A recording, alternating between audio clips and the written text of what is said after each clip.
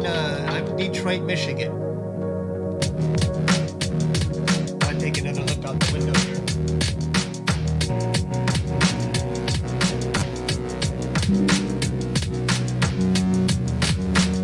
Surprised how high the moon is. I thought the moon would be a lot lower to the horizon right now, but it's still pretty high up.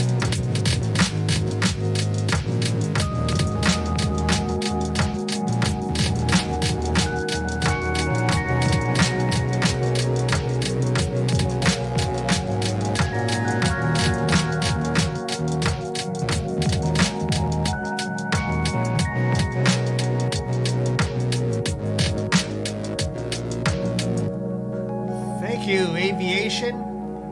Oh, you got a perfect view in Chicago. Awesome.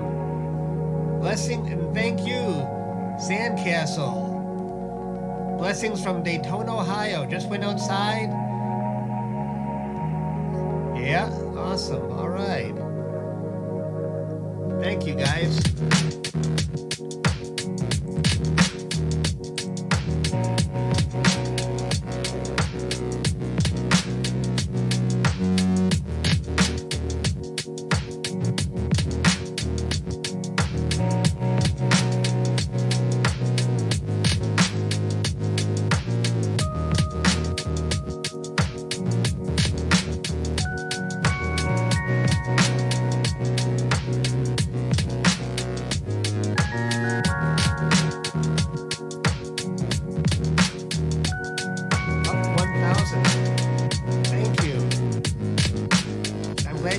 Glad you're enjoying it. Thank you very much.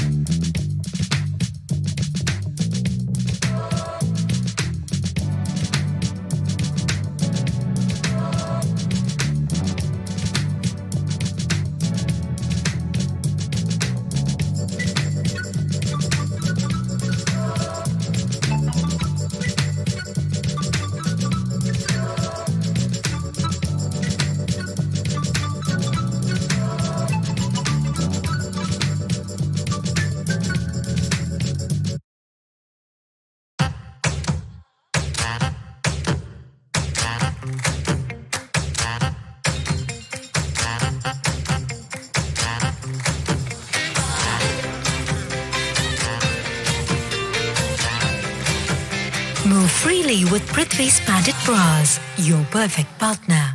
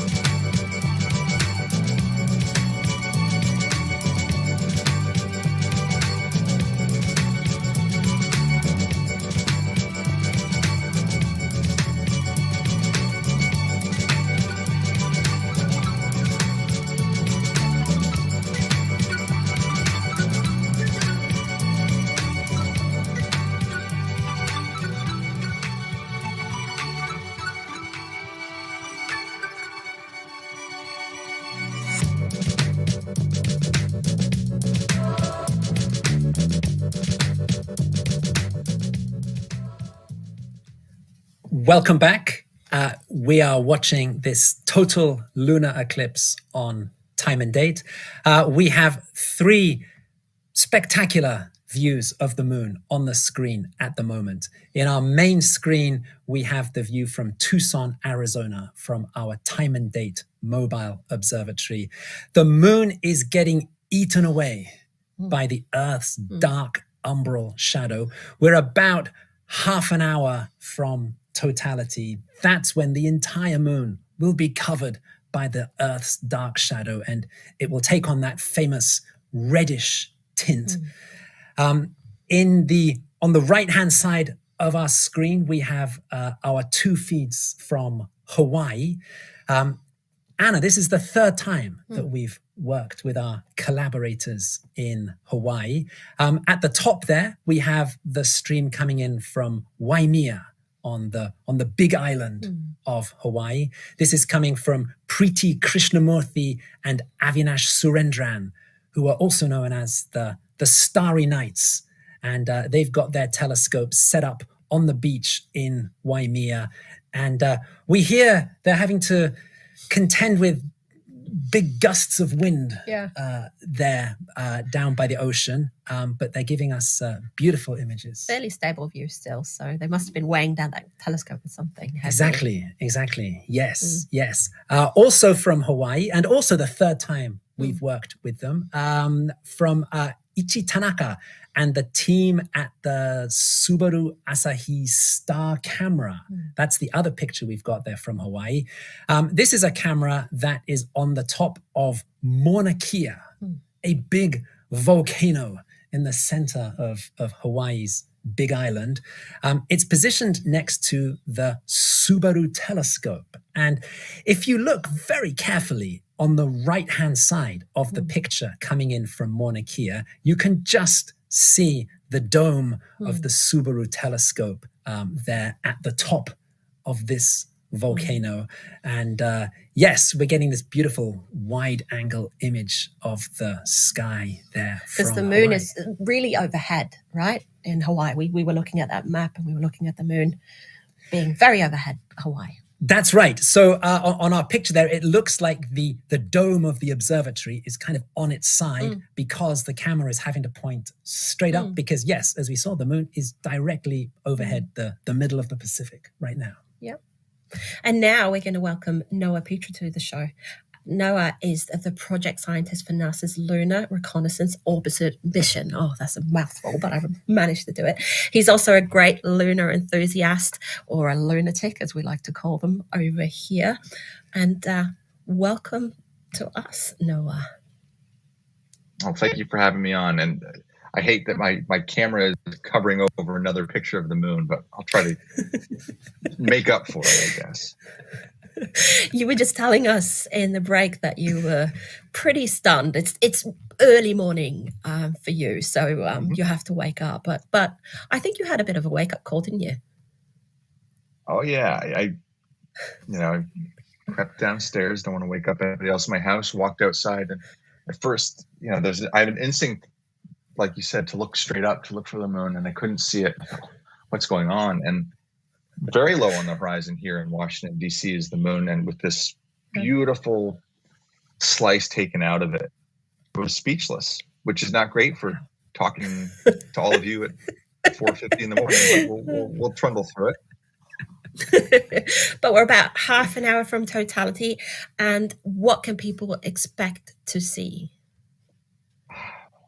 I mean, golly, when we get to totality, and this is actually the before and after reaching totality are really interesting, because right now you can see there's a significant portion of the moon that is still illuminated by the sun. And so that is so bright that your eyes basically can only see that. But the moment that the moon completely passes into the Earth's shadow and there's no more direct sunlight reaching the lunar surface, you will see the moon effectively transition to this rusty orange reddish color, which is every sunrise and every sunset getting projected onto the lunar surface. So there will be this, I was going to say miraculous. It's not a miracle. It's physics. There will be this transition at totality. And I mean, if my reaction 10 minutes ago of stunned silence is anything, that moment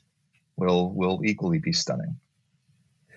And what's the best way to enjoy lunar eclipse, do you think? Well, apart from watching along with all of us here on Time and Date, I think the best way is to be, first of all, at a very lucky spot that can see it. So whether you're in DC or in Hawaii, and with clear skies. I think the other important thing is to be in a place that is very free of light pollution. Unfortunately, we can't always control that. I did not go around in my neighborhood last night reminding people to turn their lights off at night. So there's a few, exterior lights on. But if you have a place that's very dim with few obstructions, pretty soon here we're going to be battling the moon being behind trees and buildings. And so if you have a clear spot where you have a view of the horizon, an unobstructed view of the horizon, I think you'll be in good luck. Yeah. Now, Noah, you're the project scientist for the Lunar Reconnaissance Orbiter mission. This has been orbiting the moon and sending back reams of data since 2009. What is it that we are still learning and finding out about the moon? Yeah, that's a great question. We've been at the moon for over 13 years. We're supposed to last no more than 2 years. So it's far too early in the morning to do the math on that. But what we have effectively shown is that the moon is dynamic. We've always known that the moon has moonquakes. Ever since Apollo, at least, we've known that. But now we're able to, with our high-resolution camera and the other sensors on LRO, detect new features that have formed on the lunar surface, specifically new impact craters. So by measuring the amount of change over 13 years, we can predict what's going to happen over 10,000 years or 1,000,000 years, and basically use this very small observation window that we currently have and say, well, if this is the rate at which new impact craters are forming, well, by gosh, the moon's surface is turning over, is churning much faster than we expected based on pre-LRO observations. And so what we're able to do is take what used to be considered a static moon and say, well, here's how static it actually is. When we understand the moon, we can say, well, it must be like this on Mercury or on an asteroid or on Pluto, and take our understanding and extend it across the solar system. Yeah. Of course, one of the big moon stories at the moment is the Artemis program. Artemis 1 is scheduled to blast off for the moon next Monday. Why are we going back to the moon with Artemis?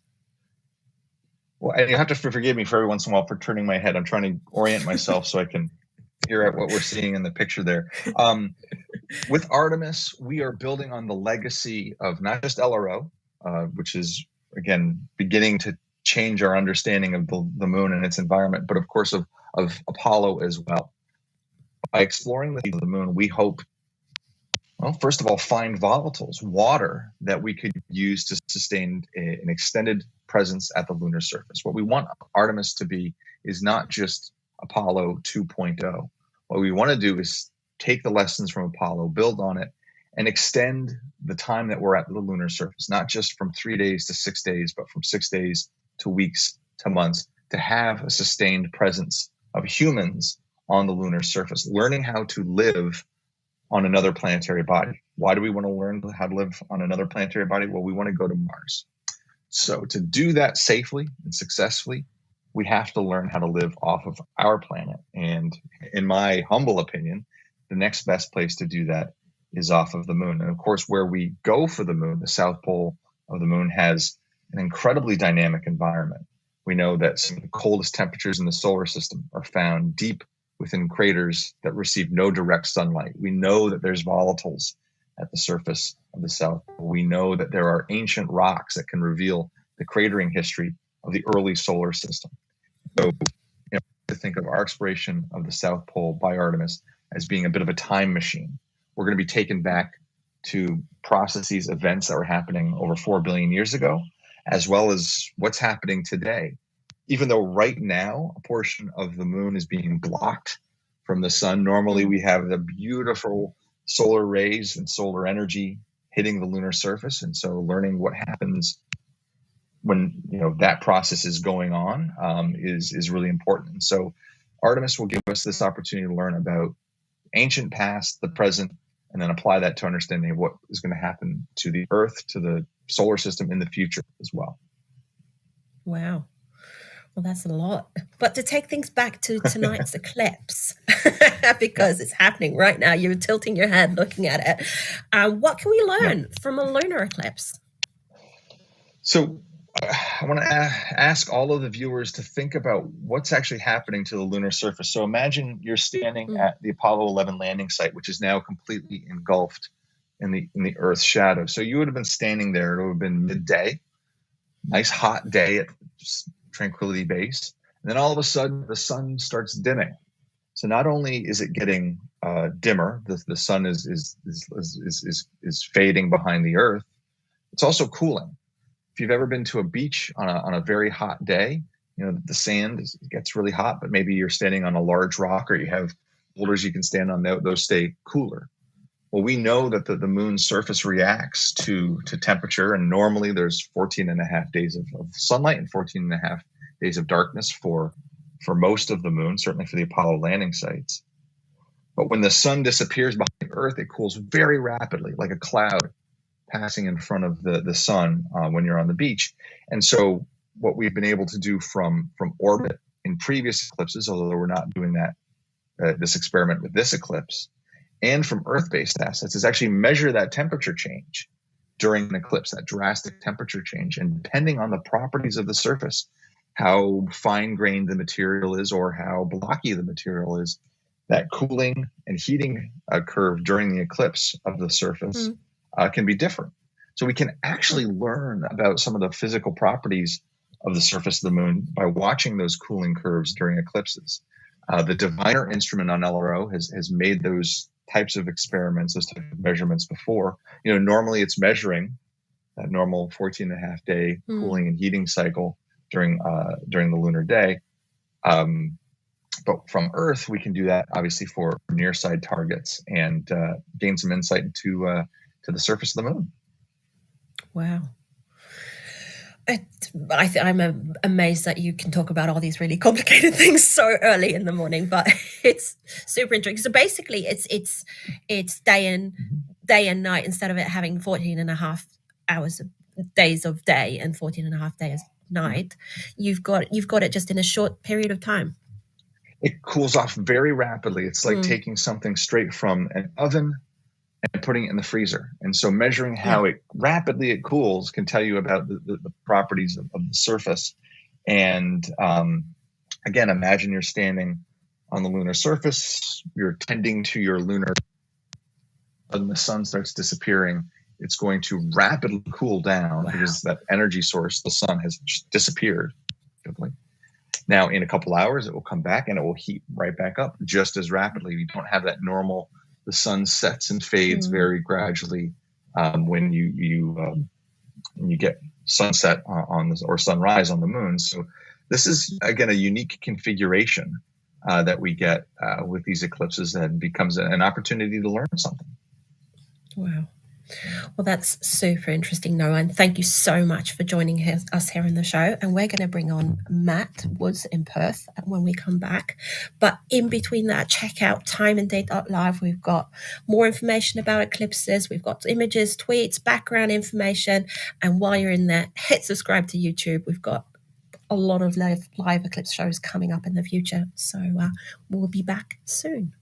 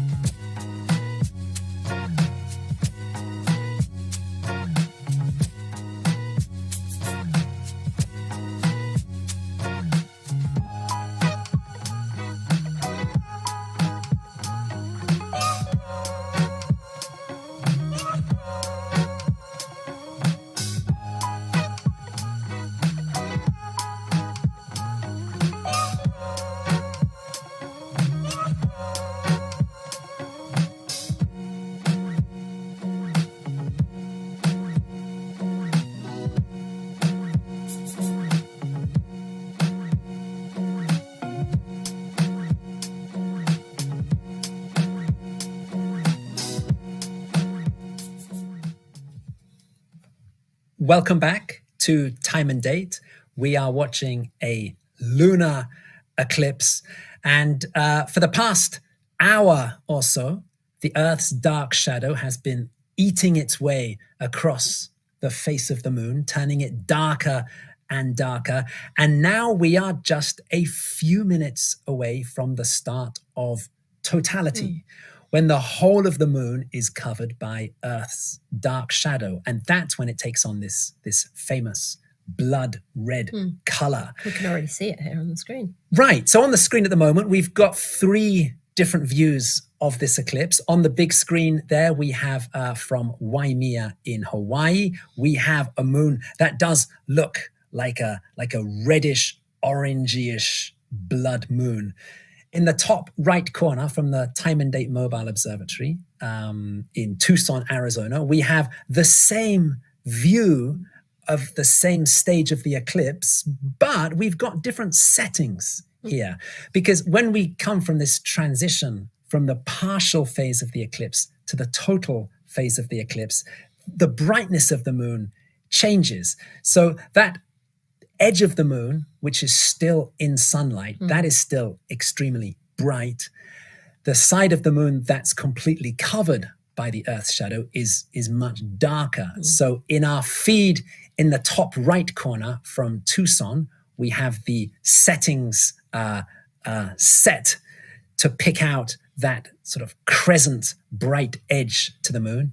In our main feed on the main screen from Waimea, there the settings have been adjusted to pick up that reddish color of the moon's disk. So we're looking at the same event, the same eclipse at the same time, but different settings are giving us different views of either the brighter edge of the moon or the darker, more reddish tint of the lunar disk. Yeah.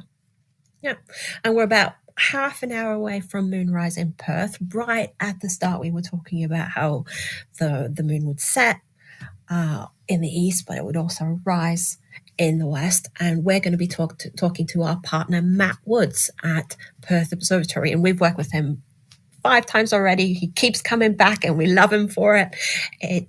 First time we worked with him was in 2018. So we're going to get Matt on here with us. Hello, Matt. How are you? Hey, how you doing? How you doing? It's quite bright. Yeah, it's quite bright where you are. Yeah, we're coming up to sunset now, so yeah. So it's, And where are you and who's there with you? Pretty good. Yeah. Well, we've got all our Perth Observatory volunteers, so you saw one behind me beforehand, and but yeah, we're having unfortunately because it's the moon's rising about 14 minutes before maximum totality, we have a whole set of trees around the observatory, so we've had to leave the comfort of our observatory, which is currently under a lot of cloud at the moment, and come to Matilda Bay. So we're actually on the western side of Perth, and we're looking back towards Perth CBD in West Australia. Yeah, we can see it right above you there. We've got your beautiful view there, and I can see you've got some clouds there in the horizon.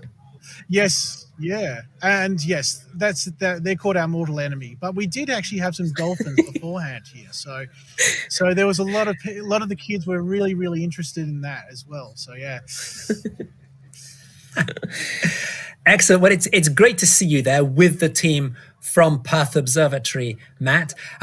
Can you tell us a little bit about the work that goes on at Perth Observatory?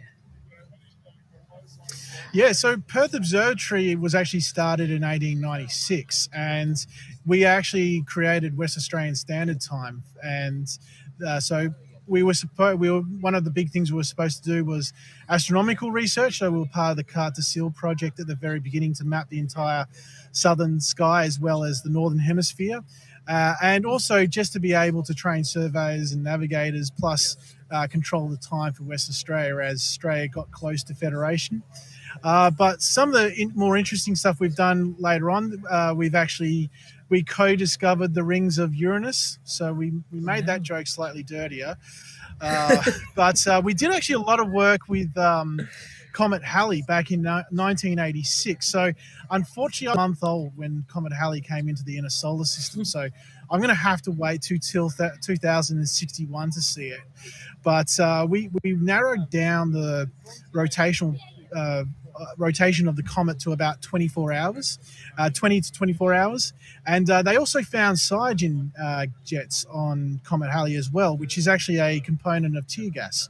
So that's fairly interesting. And we've done a lot of asteroid searches. We found exoplanets as well. Since 2015, the volunteer group that was set up in 1996 to help the astronomers run the night sky tours, we've actually run the observatory. So the mental patients have full control of the asylum, and it's been great. We've been able to really get the West Australian public into space and astronomy. And we've coming out of COVID, the first lockdown we had here, we've been about 3 months booked out of our night sky tours. So it's with the international borders reopening this year for West Australia, the problem wasn't getting customers to go. It was trying to create spots for the international and interstate people. So it's and it's such a big state. Like, you can go down to the bottom of West Australia and it's old English country, and you can go up to the top and you're dealing with desert, red dirt that looks like you're on Mars. Roger, who's helping me tonight, we were at his property in the Central Wheat Belt and doing a workshop for an Orionids 2 weeks ago, and we got Aurora. So we were able to get a time lapse of Aurora as well. So, yeah. Not as good as what you guys get in Norway. We're slightly higher in the world. So, but the Southern Hemisphere has all the best objects. So, I suppose we have to give the Northern Hemisphere something. So, just a little bit there, just a little bit for the Northern Hemisphere. Yeah, but it's all happening in the Southern Hemisphere because there's a total solar eclipse happening in April. And what are your plans, Matt? Yeah, so we'll be heading up there to Exmouth. So we're probably leaving about a week beforehand, and we're going to be doing some astronomy nights while we're up there, going along the way. So we're going to be at the Kalis Brothers site. So this is about half an hour south of Exmouth. So we get about 56 seconds of the actual total solar eclipse. So it's pretty cool because this one's actually hybrid eclipse, which doesn't usually happen over land. No. So, but this is, I think, the first total solar eclipse of about 3 that happens over 30 years over West Australia gets. So I think the next one's about 2028. So yeah. So I was up close to Exmouth in September. I was in. We got up as far as Coral Bay. It was very hard to leave Coral Bay. There's a reef there called the Ningaloo Reef.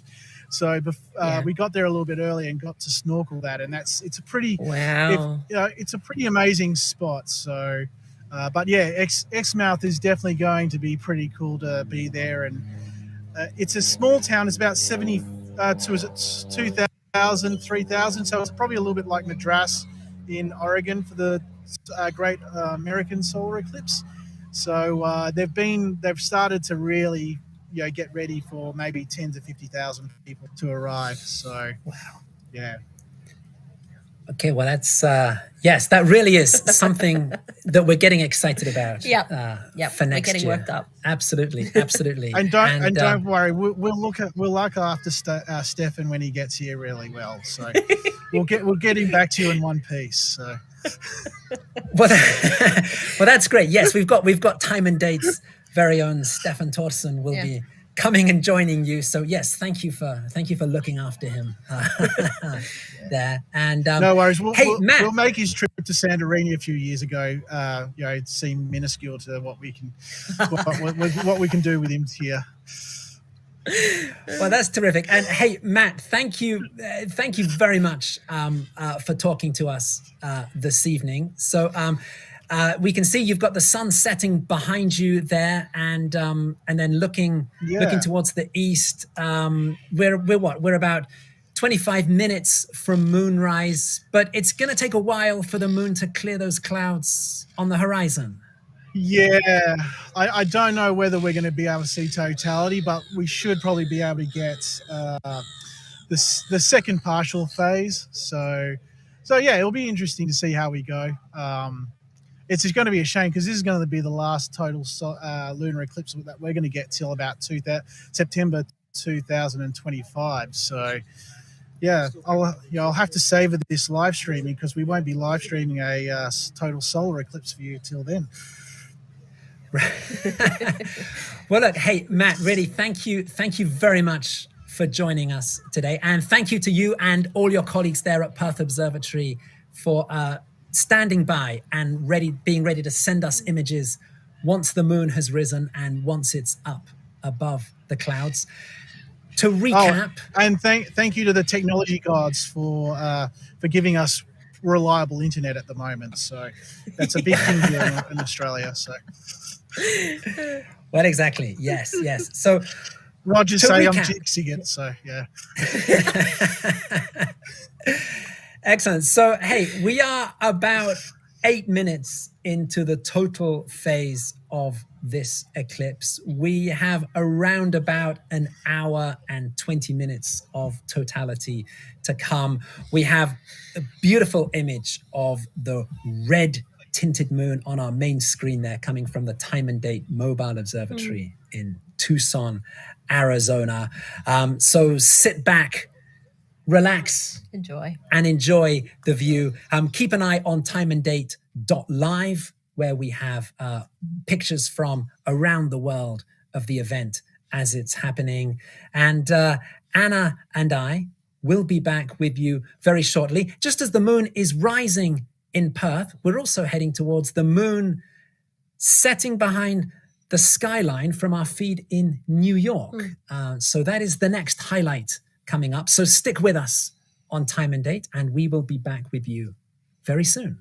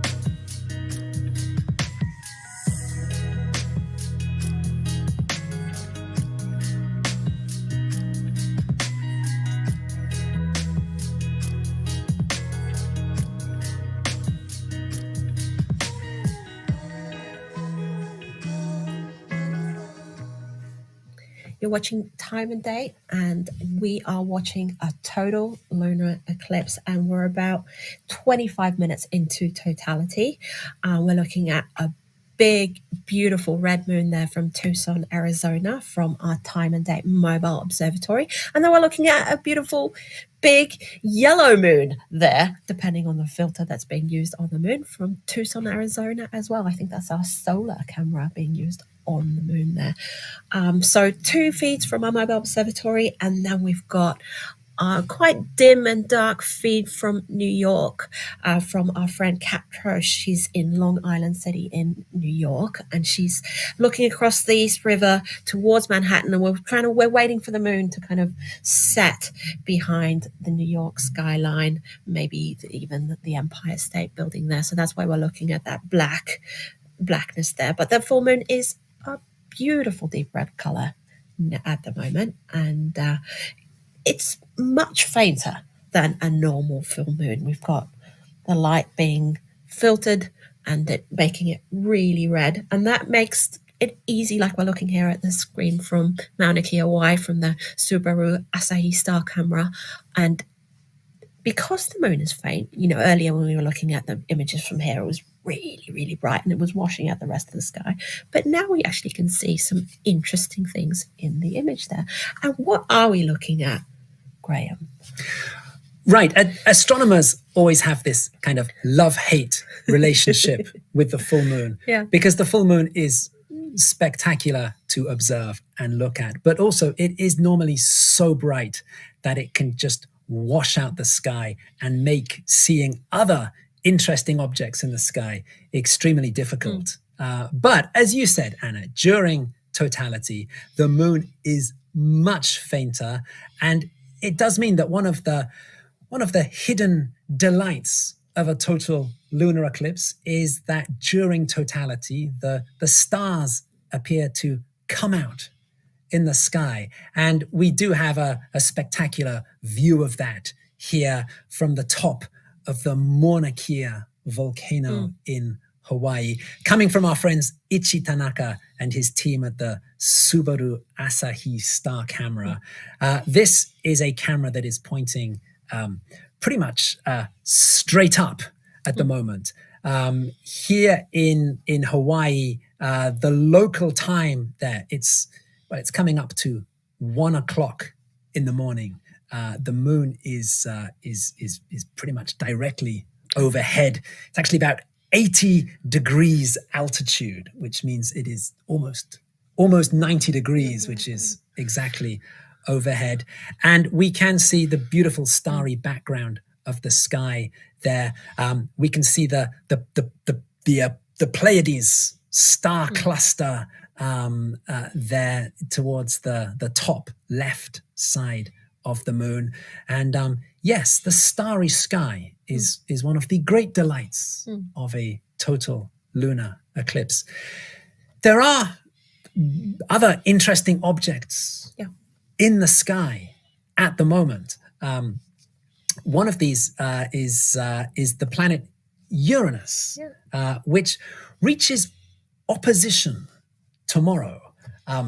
Opposition is when a planet is directly opposite the sun in the Earth's sky. And it's normally the best time to observe the planet. It's normally at its brightest. Now, Uranus is generally something you need a telescope or binoculars to see. But around the time of opposition, it is possible to see it with the naked eye.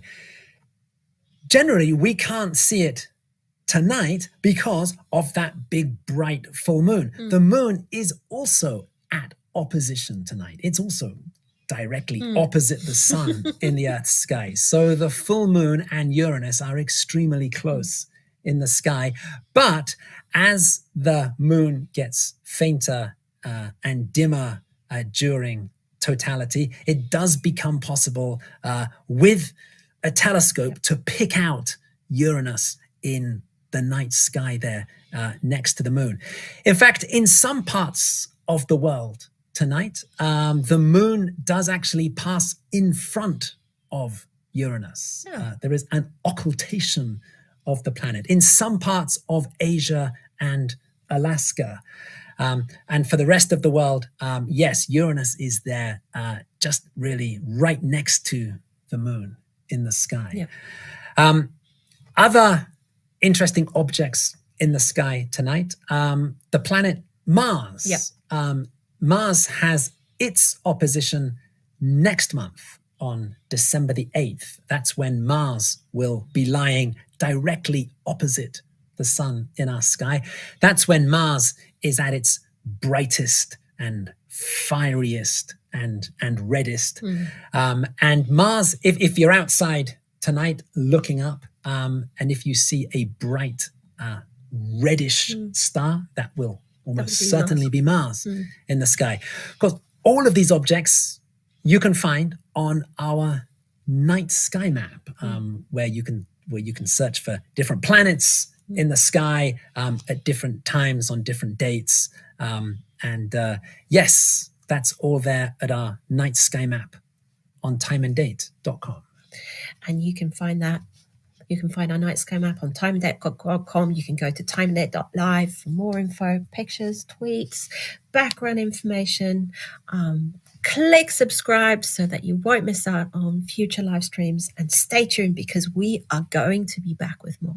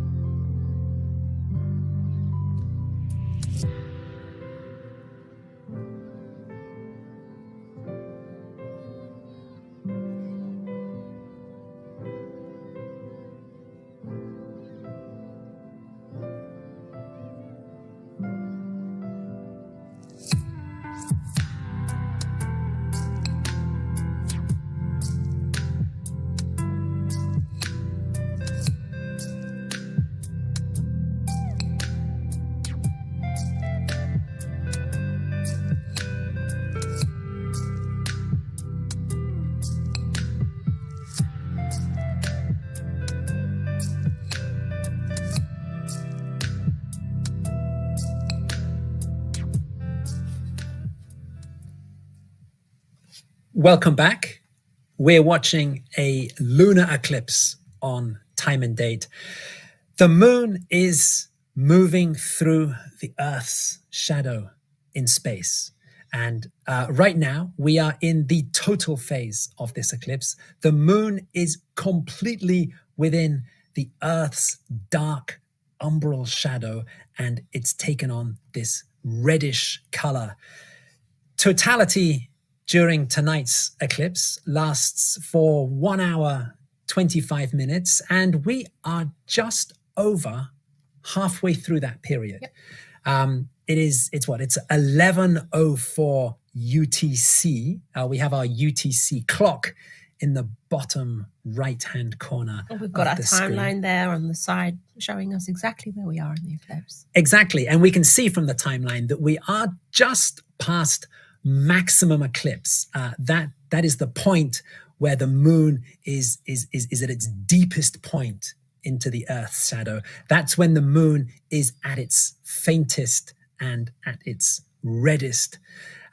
So now for the rest of the eclipse, the moon is going to be slowly moving out of the Earth's shadow. We still have about 35 minutes of totality to run. We still have the second partial phase of the eclipse to come. That's when everything happens in reverse compared to what we saw earlier. At the beginning of the eclipse, we saw the Earth's dark shadow eating into the face of the moon.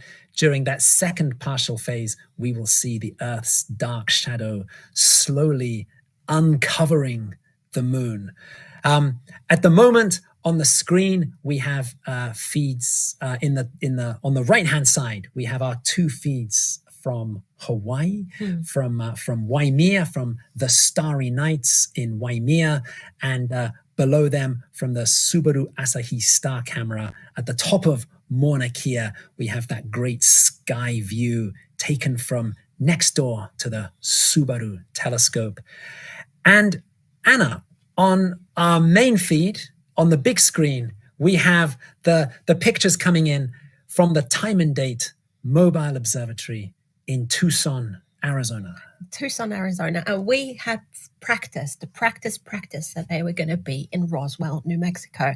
And we thought we had a solar eclipse a couple of weeks ago and it was hectic. And we thought this was going to be a quiet one. New Mexico is dry. It's non-cloudy, but Mobile Observatory, our colleagues Konstantin Bikos and Stefan Thorsen had to put their skates on, get in the car and travel 8 hours, 9 hours, I'm not sure. It was a long drive west to Arizona to get clear skies. And I've been hearing here in the break, they've been running on adrenaline and energy drinks because they haven't been getting a lot of sleep between the jet lag and they're getting ready for this eclipse. So we're going to bring on our colleague Konstantin Bikos onto the screen now. And there he is. Hi, Hello. Konstantin. How are you? Hi, Anna and Graham. Nice to see you. I'm Nice to live see you. from Tucson, Arizona. Tired, cold, haven't had a shower in ages, but enjoying the show. This is so much fun. And we know you ended up in Tucson, Arizona, but how did you choose? How did you end up there? We have been looking at weather projections for days, every minute of every day in the last few days, trying to find that sliver of blue skies that you can kind of rely on. And southern Arizona in the last few days got more and more secure, the most secure location for us to be, to film, to bring you these nice clear images without clouds. So Yep. there was no option, unfortunately, to stay in Roswell. We're really sad about this. I mean, it's fantastic and beautiful here in Tucson, but we wanted to be in Roswell with our friends from the Roswell Astronomy Club. But just goes to show nature does its own thing and sent us clouds, so we couldn't stay there, unfortunately. And you've been literally chasing the eclipse. And tell us a little bit about your adventures over the past couple of days. We've been reading a little bit about it on our live news feed on timeanddate.live, but tell us a little bit about what you guys have been up to since you left HQ in Stavanger, Norway. Yes. Well, it's been what a trip it's been. We have traveled across the Atlantic Ocean and many hours in a plane and many hours in a car, across the prairies of eastern New Mexico. It's beautiful there, and you feel alone with the sky. It's beautiful. And we got to Roswell and got to meet the lovely folks at the Roswell Astronomy Club and their president, Peggy Berlin, whom I think you will also interview later in the show. And who has been such great help setting up everything in Roswell, and unfortunately we couldn't stay there. And yesterday we got up at 4 o'clock and started driving westward to Arizona, and it was quite a trip. What can I say?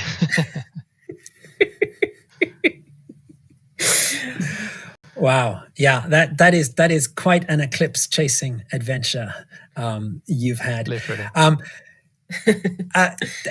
So Constantine, I mean, it's now it's 4:10 in the morning in Tucson, so we are heading towards the end of the night and sunrise, and the moon is going to be setting. I think we're going to be losing the moon there round about the end of the partial phase of this eclipse. Yes, correct. How is the sky looking now? Sort of between the moon and the horizon, where it's going to be setting. Is it all clear skies all the way down? Is there any cloud lurking?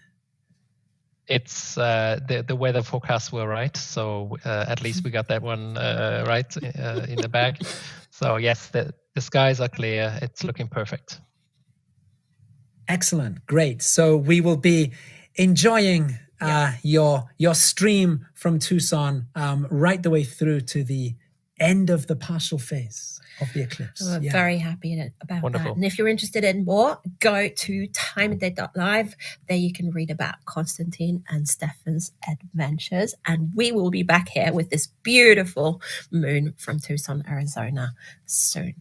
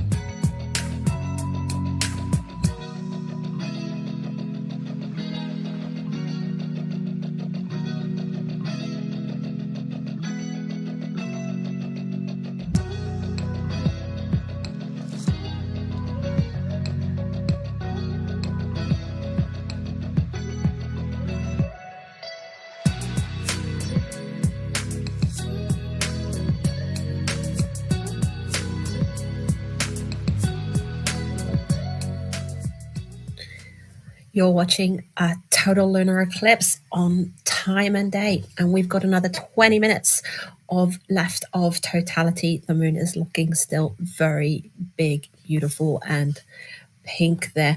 In New York, the moon has disappeared behind the buildings. It will be setting in Tucson around the end of partial, so we still have beautiful images to go there. In Hawaii, it's still nicely overhead. We can see that up there in the corner in Waimea. It's hanging out there beautifully pink. And then in Mauna Kea there as well, you can see it right on the edge of the dome of the Subaru telescope there. In Perth, the moon is still hiding behind some clouds. We're waiting for it to rise above them so we can show you some images of the moon there. We've got a red moon, we've got a yellow moon, we've got a pink moon, and it all looks a bit funny. And why is that, Graham? Right, we've seen some very different views of the moon during our live stream tonight. Yes, firstly, as you say, we've seen some very different colors and shadings of the moon. One reason for this is that different setups have different filters and different settings, and they all kind of capture slightly different shades of color of the moon. Right there from Tucson, Arizona, on our main screen, we have that very sort of pinkish, totally eclipsed moon, looking a lot yellower through the view from our other telescope that we have set up. Of course, the interesting question is, what does it look like with the naked eye in the sky? And what we're hearing from Stefan and Konstantin on the ground in Tucson is that the naked eye view of totality is somewhere closer to the yellowish moon. Sort of maybe between the red and the yellow color, something like an orange color. It's actually very difficult to capture that naked eye shading of the moon with telescopes and cameras. So yes, that's why we're looking at different colors of the moons. We're also looking at different orientations of the moon. If we look at the moon in the top right corner from Waimea in Hawaii, we can see that the orientation there is not quite the same as the moon we're looking at from Tucson, Arizona. Now this difference is all down to what time of night we are looking at this moon. So in Tucson, Arizona, as you said, Anna, we're heading towards moonset. We're heading towards the end of the night, and the moon is edging down towards the horizon. In Waimea, we are still in the middle of the night, and the moon is still overhead. Now, this makes a difference to the orientation because as the moon moves across the sky, it appears to rotate. If you can imagine a speeded up night where you watch the moon, the full moon, rise over the eastern horizon, move across the sky, pass above you, and then set beneath the western horizon. In that speeded up view, you would see the moon appear to rotate as it moves across the sky. You say appear. Right. Because it's not really the moon that's rotating in the sky. It's actually us rotating on the earth. If you can imagine, we watch it rise in the east and set in the west. In between those two events, we have to turn around so we can watch it over the opposite horizon. And when we turn around, that is, we are effectively rotating. So this rotation of the moon, it's actually the observer rotating rather than the moon. But that's another difference that we're seeing in these feeds from different parts of the globe.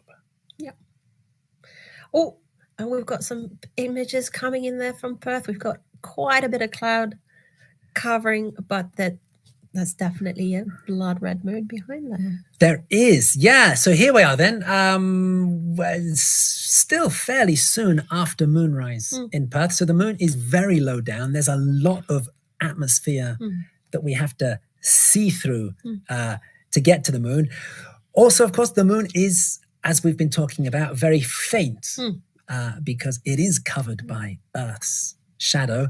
So yes, we are getting some pictures there of a very faint moon, very low in the sky, close to the horizon, through that cloudy sky. And yes, that's great to see from the team at Perth Observatory. And we're going to leave you here with these beautiful images from Tucson, Waimea, and Perth, Australia. And make sure to check out timeanddate.live for more info about the science of lunar eclipses. And we'll see you back here soon.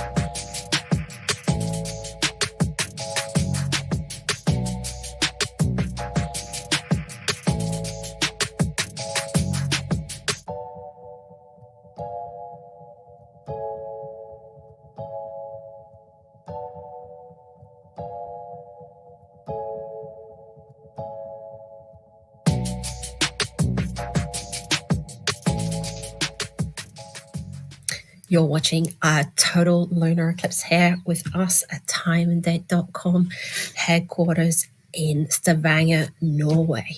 Now, we're looking at some beautiful images from across the globe. We've got Perth all the way in Western Australia, and then in the middle there in the Pacific, we've got Waimea, Hawaii. That's the Starry Nights helping us out there. And we've got Tucson, Arizona, our mobile observatory there, showing us a bright yellow image of the moon. And we know that that's got to do with filters and all kinds of stuff. And maybe Perth's got it right. They were talking about an orangey mid-yellow color of the moon. Maybe they're the closest to what you can see with the naked eye. We're not.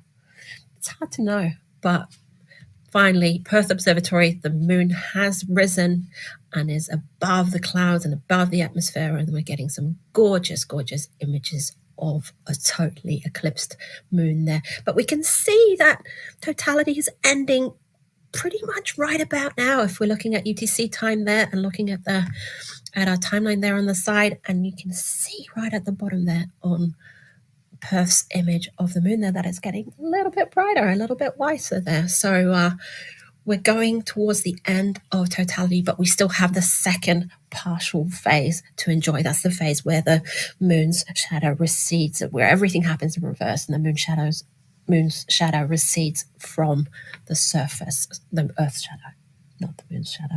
You have to correct me when I say things wrong. It's looking big, it's looking beautiful, and Graham's going to give us some science about this. Well, as you say, Anna, yes, the moon is looking beautiful and enormous on our screen here. And in a lot of the photos on our live blog, the moon is looking huge in the sky in many of the photos. Of course, when we actually step outside and see it in the sky, the moon is actually rather small in the sky. It has an angular diameter of about half a degree. Now, how big is that? Yeah, exactly. So half a degree as a guide. If you take your little finger and you hold it at arm's length, the width of your little finger is about 1 degree. So the width, held at arm's length is the rough guide. So the width of the full moon is about half the width of your little finger held at arm's length, which is also about the size of the sun in the sky. The moon and the sun have an almost identical size in the sky. This is something, of course, we really see during solar eclipses. We're going to be talking about solar eclipses that are coming up later in the show. And during a solar eclipse, we can really see there that the sun and the moon have pretty much the same diameter in the sky. That raises an interesting question. Okay. If the sun and the moon appear to be the same size in the sky, that means that we can say that if the sun is X times bigger than the moon in real life, then it must also be X times further away. Yeah. So that when we see them in the sky, they appear to be the same apparent size. So then the question is, what number is X? How much bigger is the sun than the moon, and how much further away is the sun than the moon? Our early astronomers had a go at working this out, and they came up with a number of about 19. 19. They thought the sun was about, round and nice number. Right, about 19 times bigger than the moon and about 19 times further away. And that kind of feels like a reasonable number. But in fact, we now know that the number is much bigger than that. The actual number is about 400. Yeah. The sun is 400 times bigger than the moon, and it's 400 times further away. And that then becomes a rather remarkable coincidence. Perfect coincidence there. Right, like a perfect coincidence. Like the sun and the moon are so different in size, but when we see them in the sky, they are almost the same size. I mean, if we think about it, you know, if the moon was the size of a grape, 400 times bigger, the sun would be the size of a 3-story building. Wow. And yet, when we see them in the sky from Earth, they appear to be exactly the same size. That is It's a little bit of a. that is a remarkable coincidence. It is a little bit of a brain explosion situation going there. So please keep watching. We've got totality has ended, but I think the moons are looking fairly beautiful and colored still, pink, purple, orangey, neon. They're looking really beautiful there. And we still have an hour of the second partial phase to go. And we're looking at these great pictures that some of them are from the Time and Date Mobile Observatory. And 2 weeks ago, our CEO, Stefan, was in the Arctic filming a partial solar eclipse with our colleague Adalbert. And today he's traveled to the US desert with our colleague Konstantin that we met just a few minutes ago or half an hour ago or so. Now, we also want to give a mention to all the wonderful people that are working behind the scenes. You see us here on the screen, but we've got people in our air, we've got people in the next rooms doing huge jobs. And the person that's running the amazing live news feed on timeanddate.live, that's our partner. Helping the conversation on social media is Matthew, Kobe, and Ina Maria. Managing everything in the control room, we have Gustav, Jason, Andy, and Anya. And finally, and not the least, we have our special mention to our designer, Ingvild. She's been producing the graphics and on-screen info for these shows since the start. And she's been playing a key role in emotional support and design. And she's leaving Time and Date at the end of the year. Thank you, Ingi. We love you.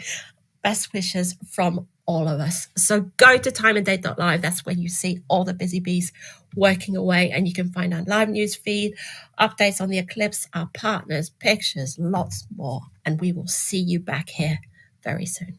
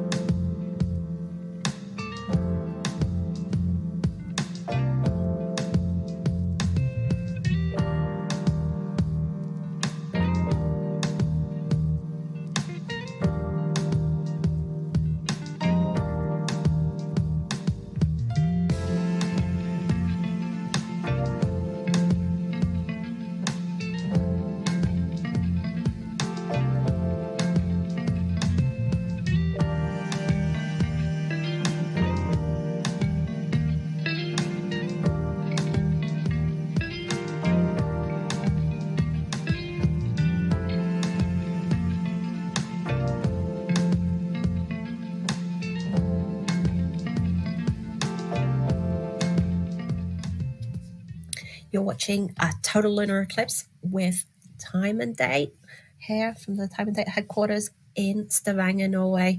We've got about 50 minutes to go of the second partial phase. Earth's dark shadow is moving away from the face of the moon. Looking down at the clock there, 12:01 UTC, and looking over at our timeline there, where we're seeing that we're at the end of totality. We're actually quite into the partial third, into the second partial phase there. But we've still got plenty of action going on in the sky still, so don't go away. This is the last lunar eclipse until 2025, but I have some amazing solar eclipses coming up. We've been talking to Matt about the eclipse coming up in Australia in April, and then we're going to be talking to Peggy Bolen from the Roswell Astronomy Club later on, interviewing her later on in the show. And yeah, Graham, there's some exciting stuff still happening in the sky. There is. Anna, the 2020s are something of a golden decade for solar eclipses. And we have two very exciting solar eclipses coming up next year, 2023. Yeah. We have a total solar eclipse that is crossing a small part of Western Australia. And we have an annular solar eclipse that will be passing across North America and South America. We can take a very quick look at a map for these eclipses. We can bring up here. This is the map for the Australia total solar eclipse. This is April 20th, 2023. Here we see Australia, and on the left-hand side of the map, we see that very, very narrow reddish pinkish path. This is the path of totality. You need to be somewhere in that very small strip to see the moon completely cover the face of the sun. And the remarkable thing about this eclipse is that path of totality, it starts off across the Indian Ocean, but it just clips a small peninsula of Western Australia. This is the Northwest Cape, and this very narrow path just clips this small peninsula, and it means we will have about 1 minute of totality there on the Northwest Cape. We will be there. We are teaming up with Matt at Perth Observatory, and our very own Stefan Thorsen will be there with his telescopes, and this is coming up on April the 20th, 2023.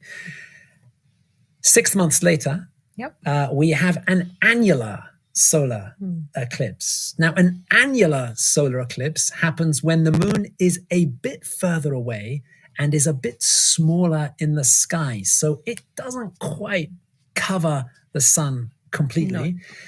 Instead, it gets silhouetted against the sun, and we have the effect of a very narrow ring of fire in the sky.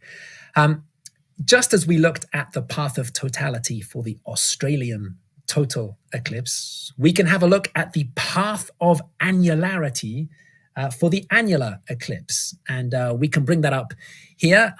So this pink path that's going across the southwestern corner of the United States, this is where you can see annularity, this ring of fire in the sky. It comes in from the Pacific, it crosses the US from Oregon to Texas, it then goes out into the Gulf of Mexico, and then through Central America, Colombia, Brazil, ends up in the Atlantic Ocean. One thing we should say on our maps here, Anna, is that we've also got some cloud coverage on here. See the dirty bits of clouds. That's right. Yeah. So this is using our cloud tool. It's based on satellite data for the past 20 years, and it shows the average cloud cover around October 14th, which is the date of the annular eclipse. And we can see that, there is a lot of cloud generally over the eastern half of the United States, but that southwestern corner of the United States is, historically around October 14th. It's generally cloud free. It's looking good. Yeah. So of course, the fingers crossed for clear skies on October 14th for that annular solar eclipse. And again, we'll be covering that live. And for that, our mobile observatory will be in Roswell, New Mexico. So make sure you hit subscribe on our YouTube channel so you don't miss it. Make sure to check us out on timeanddate.live. But we've also, I want to recap, we've got this total solar eclipse coming up in Australia in April 2023. In October, we've got a second solar eclipse, and it's in the world famous city of Roswell, New Mexico. And then we've got a little alien pointing there at the Ring of Fire. And that's why we're going to be talking to Peggy Bolin next. She's the president of the Roswell Astronomy Club. And she's the reason we were in Roswell for the lunar eclipse as well, but had to find the clear skies. And we're crossing our fingers still for clear skies in 2023. And it looks like that on the map. So take a look at timeanddate.live. While you're in there, click subscribe. Make sure you don't miss out on our future live shows. And we're going to be back talking to Peggy at 5 o'clock in the morning in Roswell.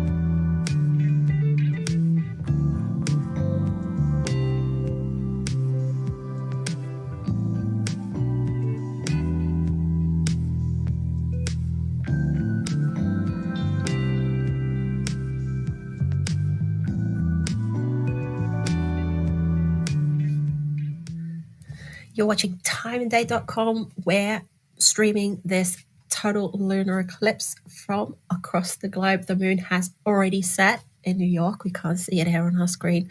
We've got two moons there going from Tucson, Arizona. The moon will set near the end of partial there, but it has just risen, or almost just risen, in Perth in Western Australia. They've got some beautiful clouds going across there from footage from Perth Observatory, but they're not at the observatory. They're on the beach and looking at that beautiful eclipsed moon.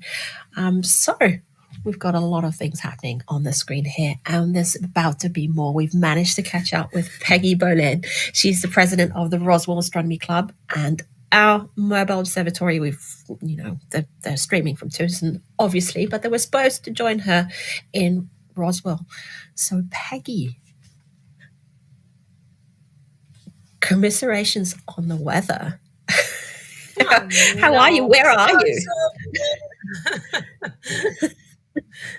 I thought we were going to have clear skies, and nope. I woke up at 4 o'clock this morning, cloud cover, 100%. I'm like, shoot. And you're in the right place for clear skies, but where are you right now? Obviously, you're not on a rooftop in downtown Roswell. No. I'm sitting in my family room in west part of Roswell. So I stepped outside, still cloud covered. I'm like, darn it. So, yeah.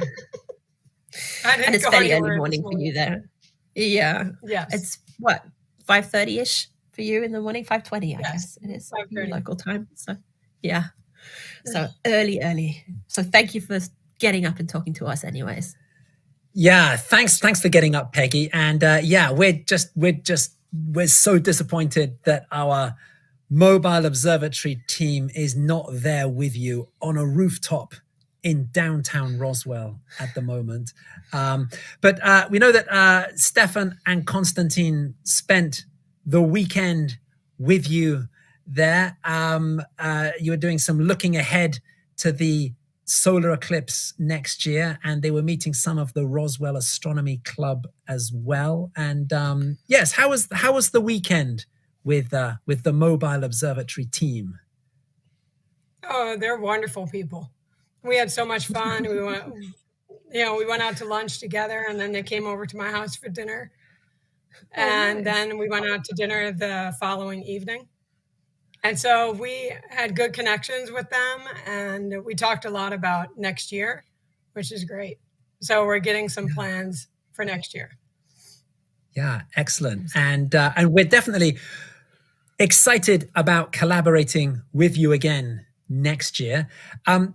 Peggy, could you tell us a little about the Roswell Astronomy Club? Sure. The Roswell Astronomy Club has been around for over 50 years. And we have over 30 members. It's a nice sized group. We are pretty active in the community. When there's events, we go. Like we had the Dragonfly Festival. We had a table there. At the Science and Art Festival in Roswell, we had a table there. So we're trying to get out to the public and get them to understand about that there is a club, Roswell Astronomy Club, and that we do moon gazes and star parties and other things, so that people can see the moon through the telescope, can see Saturn and Jupiter and some other celestial beings through, or bodies, not beings, through the telescope. But anyway, so it's a good club. I mean, and we've got some real good active members, and so it's nice. They're good people. Yeah, it sounds terrific. And hey, so we're just under a year to go until this big annular solar eclipse. We were looking at a map earlier, and the path of annularity crosses the southwestern corner of the United States from Oregon down through Texas.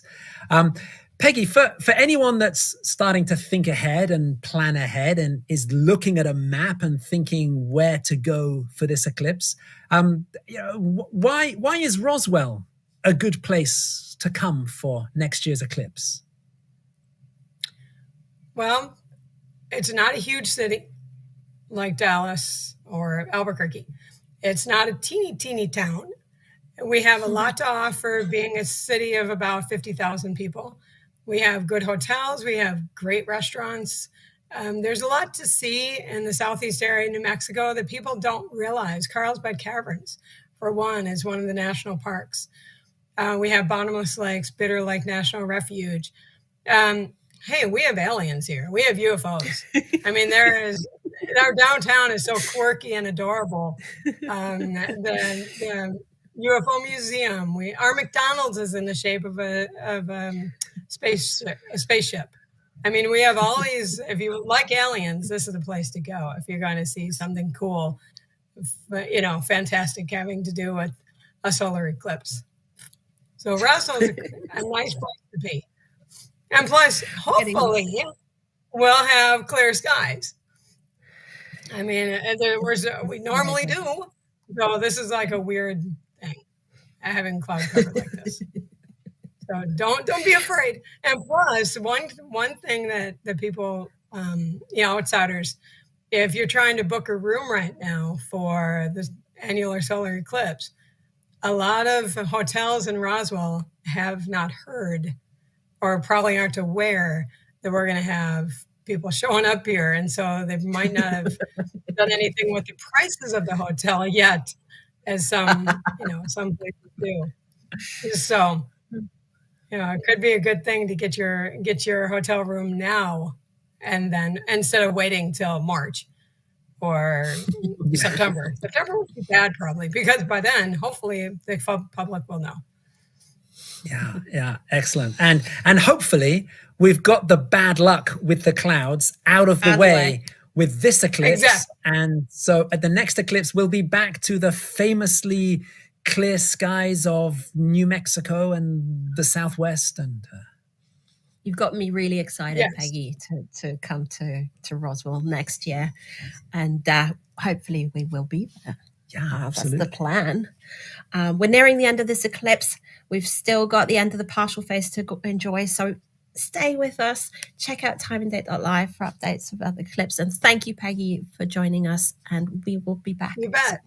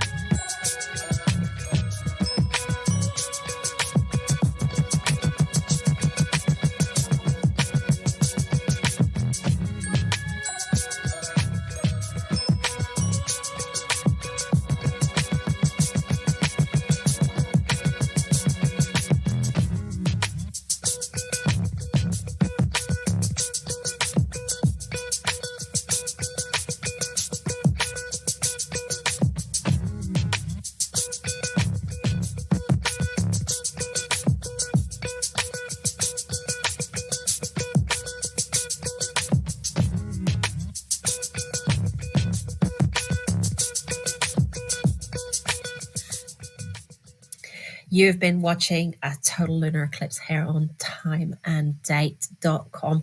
The partial phase is ending about now. We've got 3 telescope feeds still going strong. We know that the sun has just risen in the moon has just risen in Perth, Australia, in Hawaii, in Waimea. It's still pretty much overhead, and in Tucson, Arizona, we can see that the image is kind of wobbly there. It means that the moon is quite low in the sky. It's going through has to go through some thick horizon there, some thick atmosphere on the horizon. And we've got, I don't think it's clouds. I think it's trees, cactuses. I think that's what Stefan told us in the break. So that's starting to cover up the moon there as it's setting in Tucson, Arizona. There's always something interesting in the sky. So keep an eye on our social media channels, our news articles, and our night sky map is a really great tool to go in and look at planets, look at the moon, look at the sun, and look at their position in relation to each other. So there's a lot of fun going on in the sky. As you say, Anna, there's always something interesting in the sky. Back in September, Time and Date was at the Europlanet Science Congress, which is it's a big annual get-together of planetary scientists and astronomers and science communicators. We were chairing a session on astronomy outreach and using live broadcasts of things like eclipses, to do outreach to the public. We also did a small presentation on some of the astronomy highlights coming up throughout the 2020s and 2030s, over the next 20 years or so. We were looking at notable eclipses that were coming up, and also some notable conjunctions and close approaches where planets appear to get close together in the sky. And by the way, on the screen there, that definitely looks like the moon setting behind some trees. There in Tucson. That's some beautiful leaves going on there. That is quite a spectacular moon set. Interrupted by the moon. Absolutely, yes. Yes, we were talking about close approaches of planets. Yes, we were highlighting some of the forthcoming closest approaches. One of them is happening very soon, in January. In fact, on January 22nd next year, there is a close approach between Venus and Saturn in the early evening sky. And I think we can just very quickly bring up an image from our night sky map, which is showing the view from New York on the evening of January 22nd. This is at 17:30 local time. We can see a very thin crescent moon just about to set. And above that, there is that very bright star.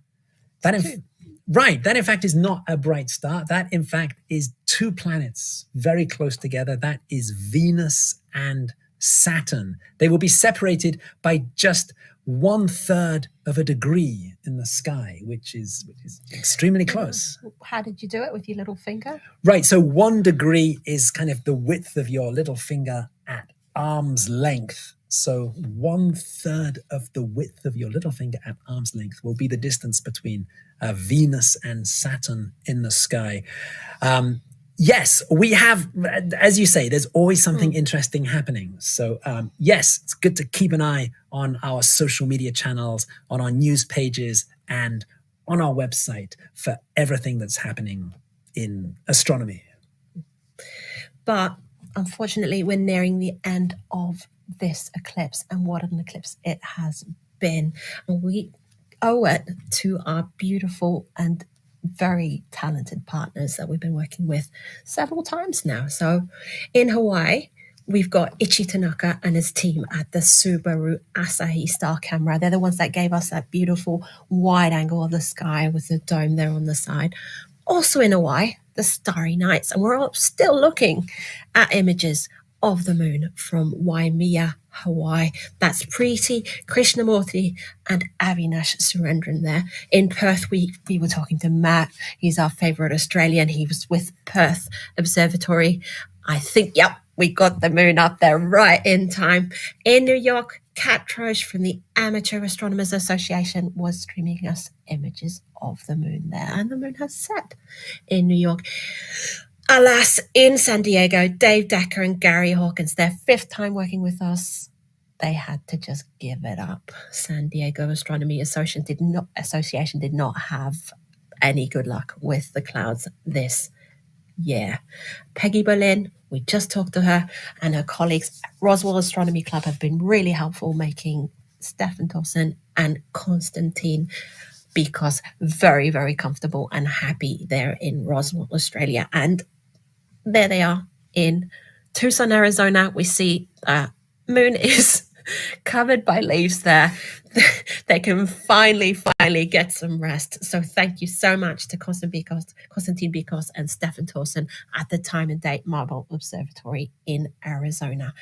As always, check out our newsfeed on timeanddate.live. We put all kinds of resources there, links to our astronomy tools, our night sky map, all the good things that we do here at Time and Date. And make sure to subscribe to YouTube. We've got solar eclipses coming out of our ears next year, so we're excited about that.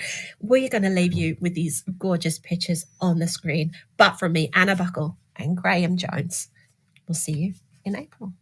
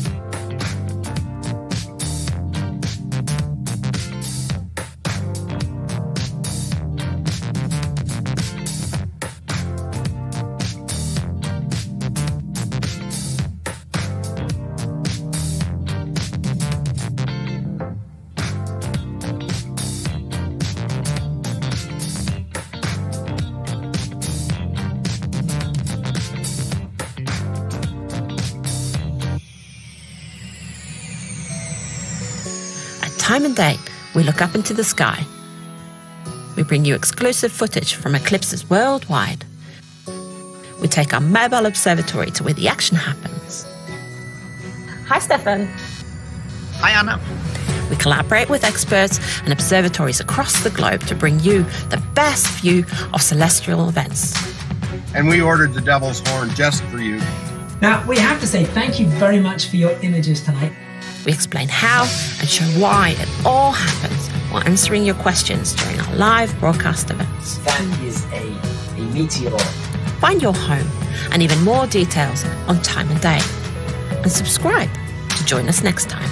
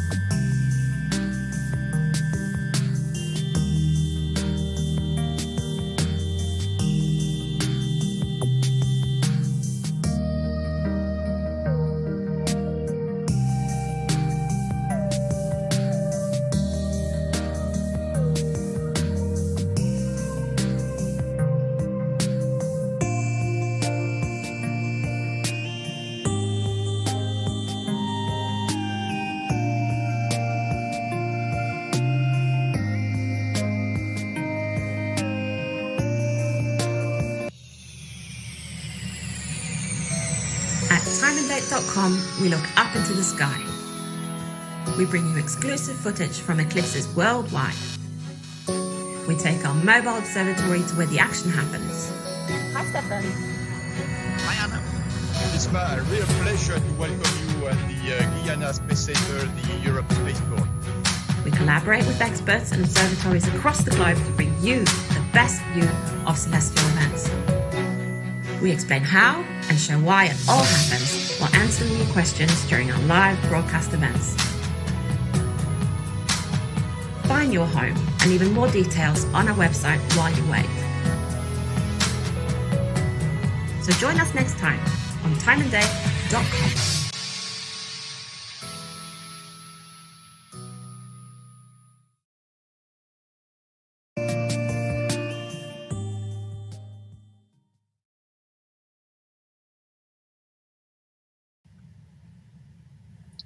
And welcome back to a new eclipse season here at timandate.com.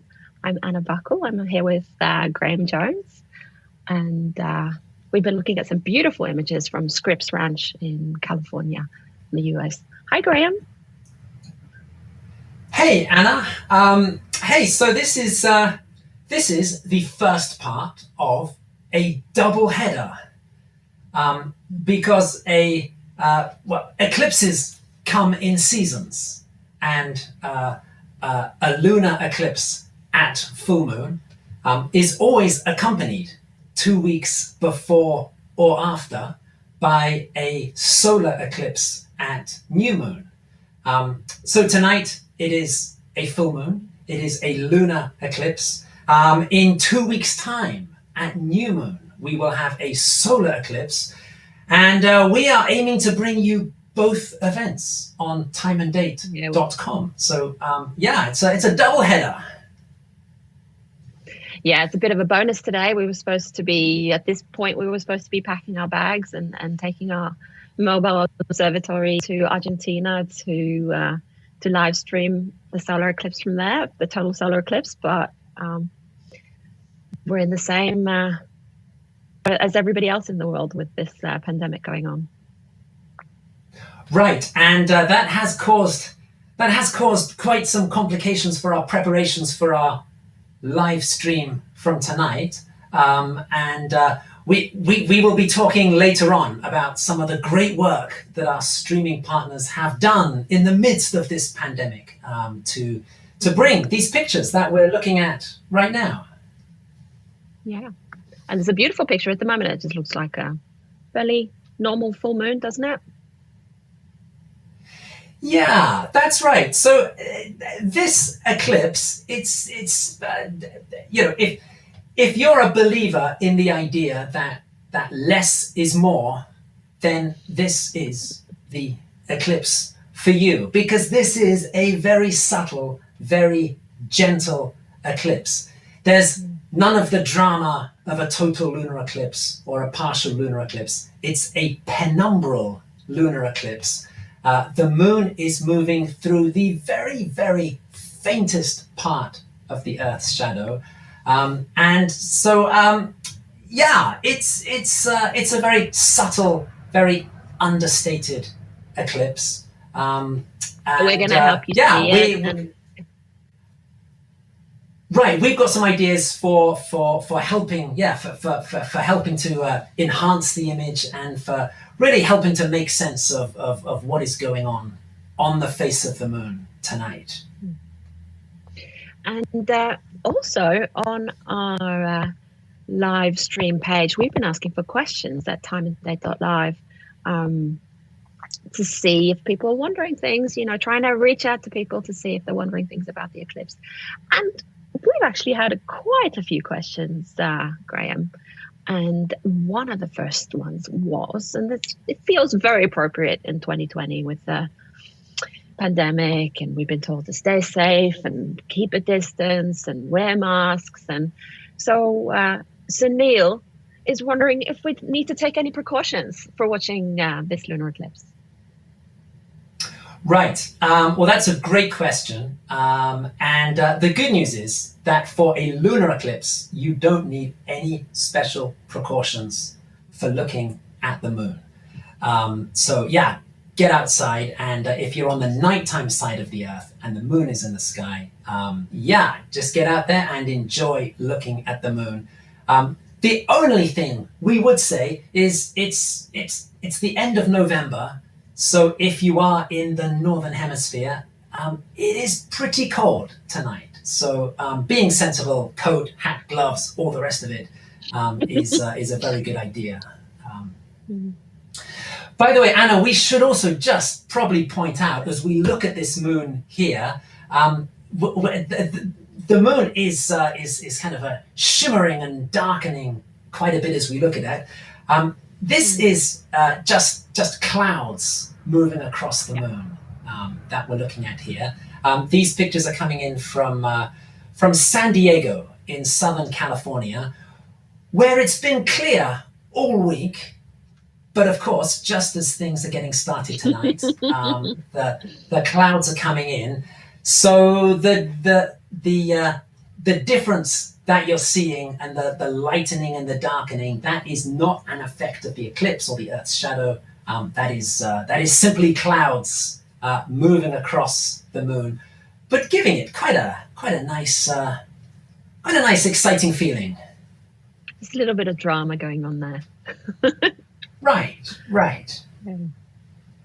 Yeah, and we're changing moons here to Scripps Ranch in California, and you were explaining something to me earlier about this, Graham Jones, that this image is a little bit different than the other images we have of the full moon. Right. So right here we're looking at two images from California. These are coming, by the way, from the San Diego Astronomy Association. We've got Dave Decker, who is in La Mesa in California, and we've got Gary Hawkins in Scripps Ranch in California, and they've done a fantastic job getting these images to us this evening. Now, as we look at their two moons, I think we can see that the moons appear to be somewhat mirror images of each other. I think the kind of the easiest feature to look at on the moon is the big crater, Tycho crater. On the image that we're looking at from Scripps Ranch, it's down on the right-hand side of the moon. In the image from La Mesa, it's on the left-hand side of the moon. They are seeing the moon with the same orientation from California. It's just that when images go through telescopes and when they get flipped, they can come out the other way round. So some telescopes flip images left to right or top to bottom. So this is just a product of the telescope and software giving us a different output. The correct orientation of the moon, as it is in the sky in California, is the one from La Mesa. The one from Scripps Ranch has been flipped round as it's worked its way through the telescope and through all of the electronics and system to end up on our screen. Yeah. And we have a second question from a user. It's from Robert, because we've been talking about this eclipse as the Beaver Moon penumbral eclipse, and people might wonder, what have beavers got to do with the moon and the penumbral eclipse? But all full moons have their own name, and the November full moon is commonly known as a beaver moon because it's the time of year where the beavers make their little huts and they bury and then they go into hibernation for winter. So that's a little kind of fact on top of it here that really doesn't have anything to do with the eclipse and what we're looking at the moment, but that the moon's name is the beaver moon. And Robert was wondering about that, so now he got the answer. But we also had a beautiful question from Luke. Luke's 12. He lives in the US, and he was wondering if we're going to do a hosted show. So here you go, Luke. We're hosting it for you. So glad to see that you get to stay up late and watch us stream this lunar eclipse. Do we want to say a bit more about our stream partners and locations today, Graham? Yes, we should also probably point out at this stage that this penumbral eclipse started just over an hour ago. So it has been going for about an hour. The moon is moving through the Earth's penumbra. It's the very lightest, outermost part of the shadows. So there's actually really very little to see for the opening stage of this eclipse. It's just the very softest part of the Earth's shadows starting to move across the surface of the moon. We should start to see things really happening from around about this point in the eclipse. We should start to see a very slight darkening coming in from one side of the moon. And I think if we look at these images here, I think we can start to see a very slight, a very subtle darkening starting to creep in from one side of the moon here. This is what we are looking at with a penumbral eclipse. We're not looking at a big chunk being eaten out of the moon. We're just looking at a very subtle shading gradually moving its way across the moon. And I think we can start to see that happening around about this time here in this picture from California. Which side are you looking at now, Graham? So I'm looking down there on the left-hand side. I think we're starting. It does look a little bit darker there. Yeah, so it's starting around about this time.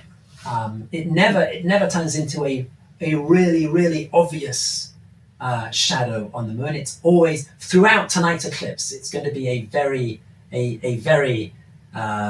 almost imperceptible shadow, but we are, I think, possibly starting to see it creep across the face of the moon there. And we you will mentioned be back about sorry. So you mentioned about our streaming partners for tonight. We've mentioned the San Diego Astronomical, San Diego Astronomy Association. We should also mention the Sonora Astronomical Society. Tonight we also have John Dwyer in Green Valley, Southern Arizona, who is going to be bringing us images of the moon from Southern Arizona.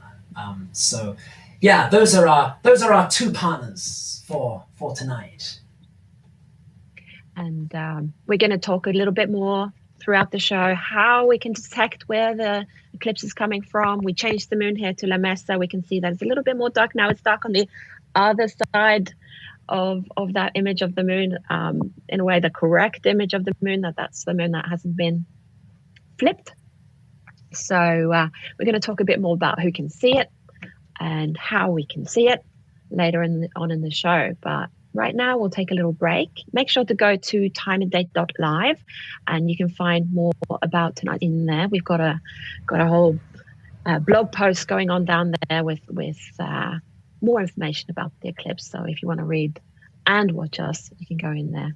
So we'll see you soon.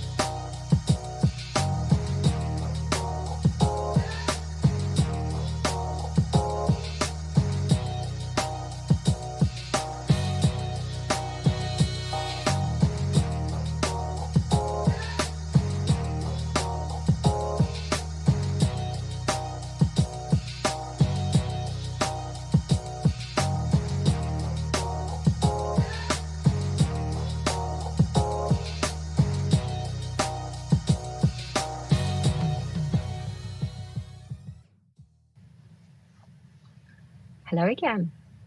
We're back. We're just at the start of this live show of a penumbral lunar eclipse. And here we are, Graham.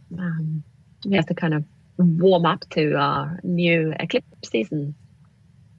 And we're looking at pictures from... Okay, and... Yeah, we're looking at pictures from Scripps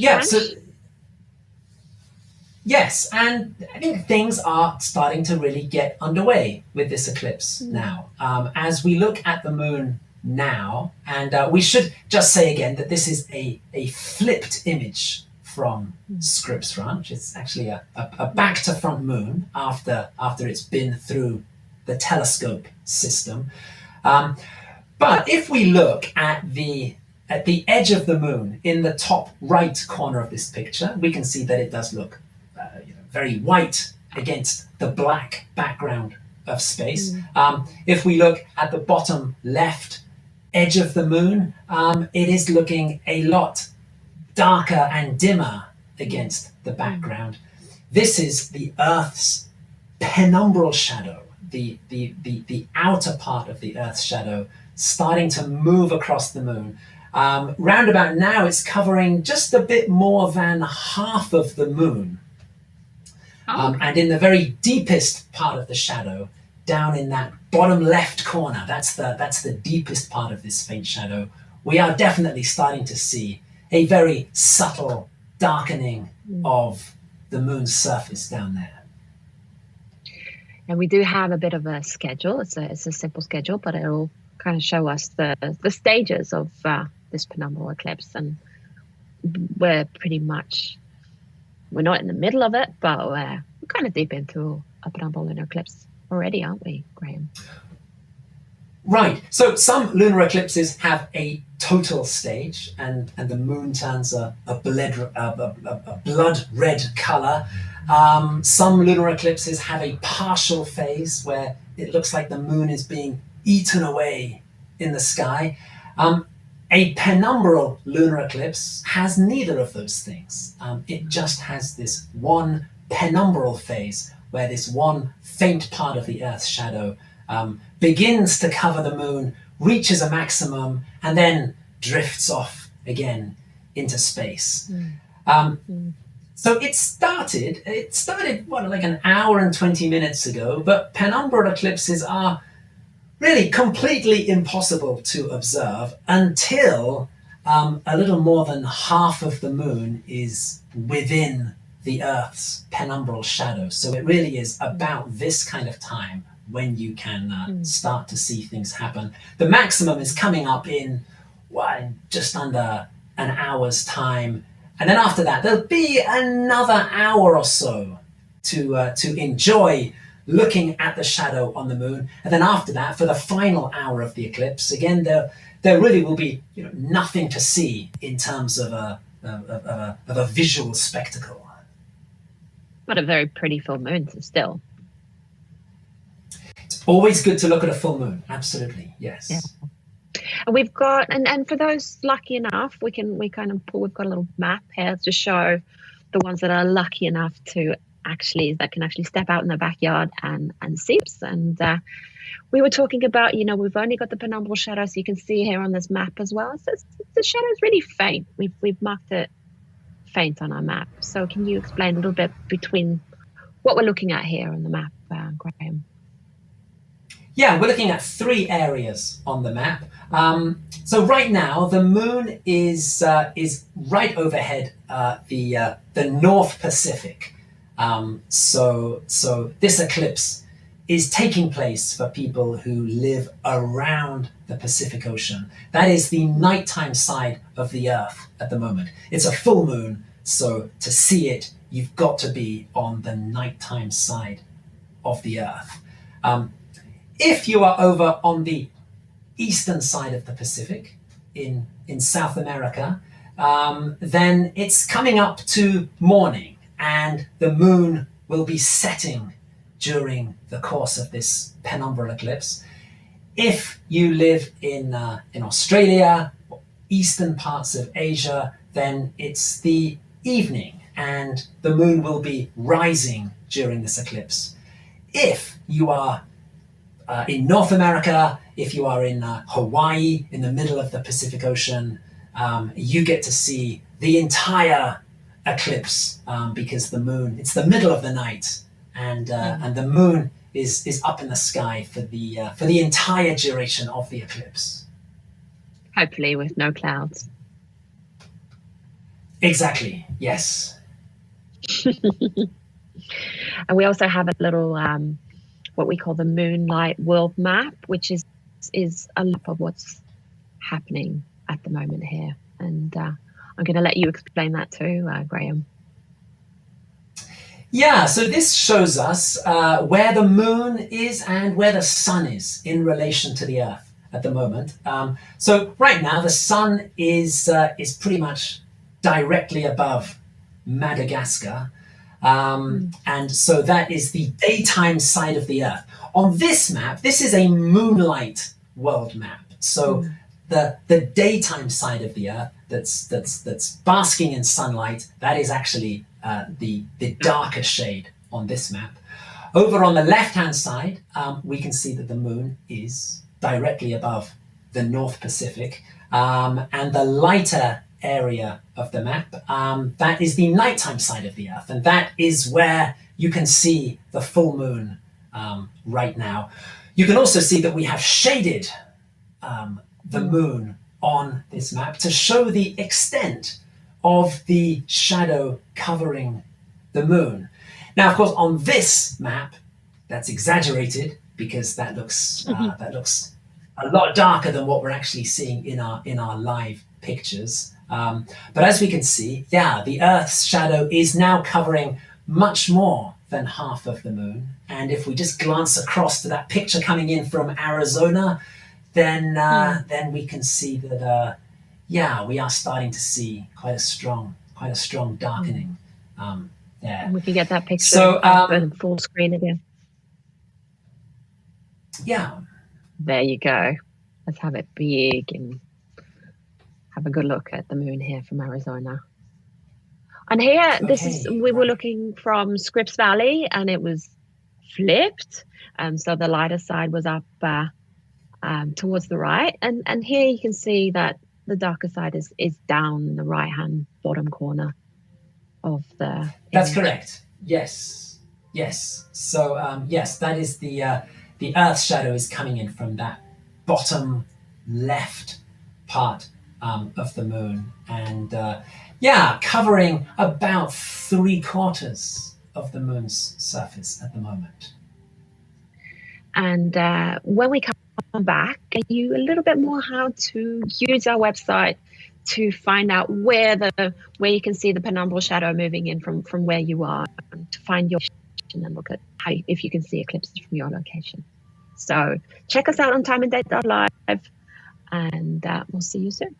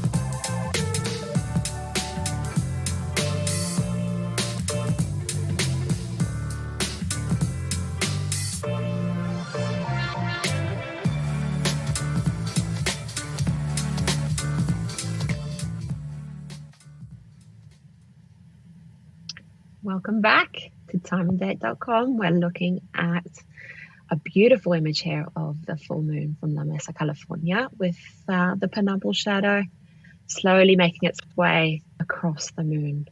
But in the break, Graham, you explained to me something about these 3 different images that we have of the moon.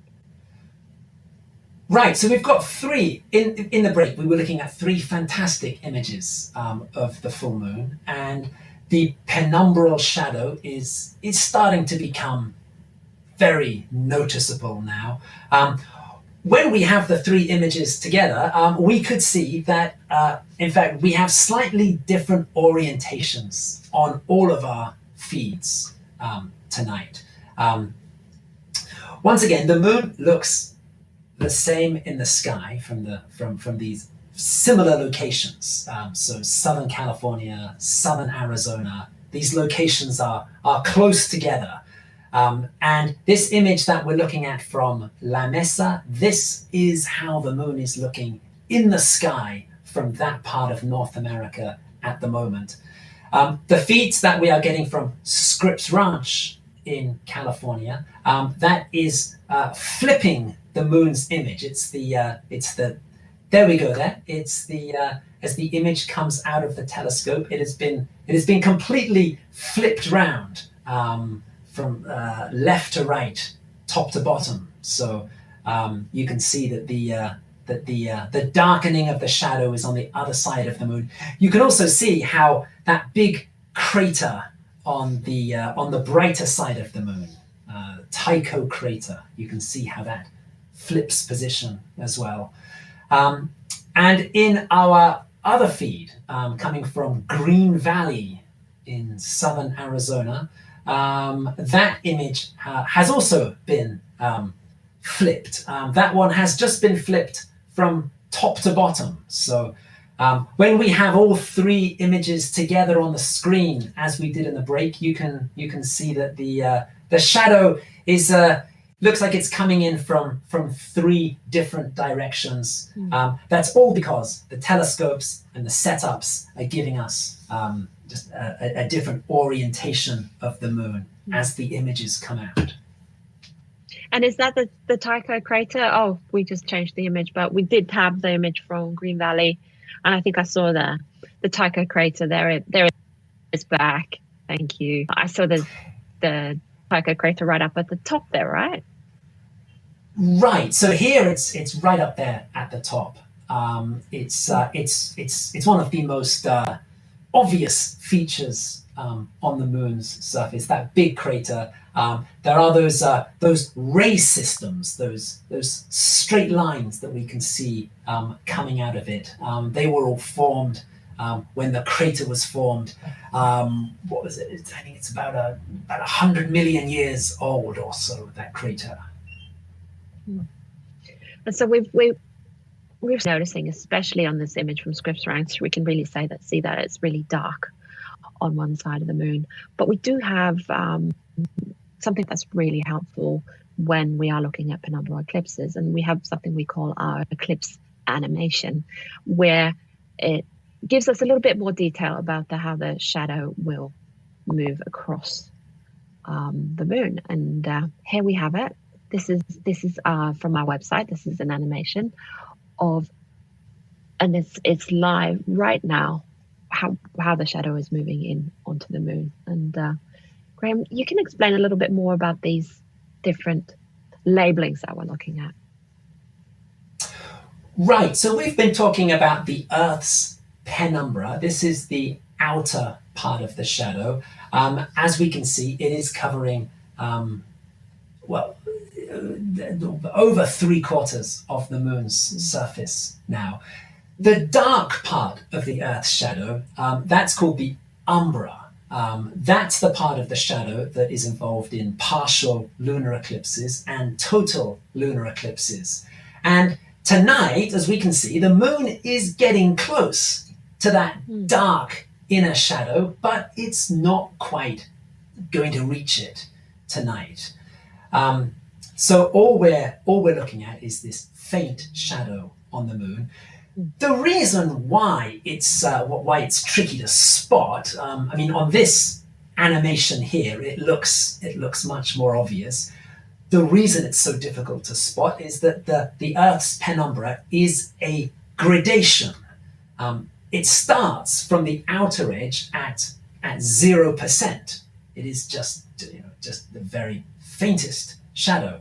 And it gradually gets darker and darker as you move towards the Earth's umbra, and eventually gets to 100% shadow when you reach the Earth's umbra. So we're actually looking here at a gradation of shadow from a very, very light shadow on the left side, becoming darker and darker as you move towards the right, towards the Earth's umbra. So that's why it's so difficult to see the penumbral shadow on the moon, because most of the shadow is imperceptible, because it's a gradation that is starting from 0%.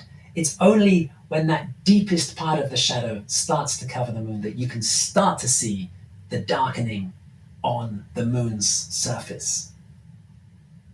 But you told me something cool earlier. If we were standing on the moon, it look like, what would the right so if you were on the moon now, and if you were within the Earth's penumbral shadow, what would be happening there? Well, if you looked up at the sky, you would see the sun being partially eclipsed by the Earth. You would be looking at a partial solar eclipse. Now, if you were on the bottom left part of the moon, as we look at it, in other words, if you're outside the Earth's penumbra, then you would see the entire sun, no eclipse happening. If you're just inside the Earth's penumbra, you would see a very small partial solar eclipse. The Earth would take just a little bite out of the sun, and things would just get fractionally darker, but not much. If you were over on the, as we look at it, the top right side of the moon, then you would be looking at a fairly deep solar eclipse. The Earth would be blocking well over half of the sun. Things would start to be getting darker, and you would be seeing a very nice partial solar eclipse on the surface of the moon. Nobody on the moon tonight would unfortunate. And nobody on the moon tonight would see a total solar eclipse, because to see a total solar eclipse, you need to be in the Earth's umbra. That's where the Earth is completely blocking all of the sun's light. It's a completely dark shadow. The moon gets close to the Earth's umbra, but doesn't quite reach it in this eclipse. But this is a fairly deep penumbral eclipse, though. Like it's 82% at maximum, right? That's right. At maximum eclipse, and the maximum eclipse is at 9:42 UTC. So in around about 25 minutes or so.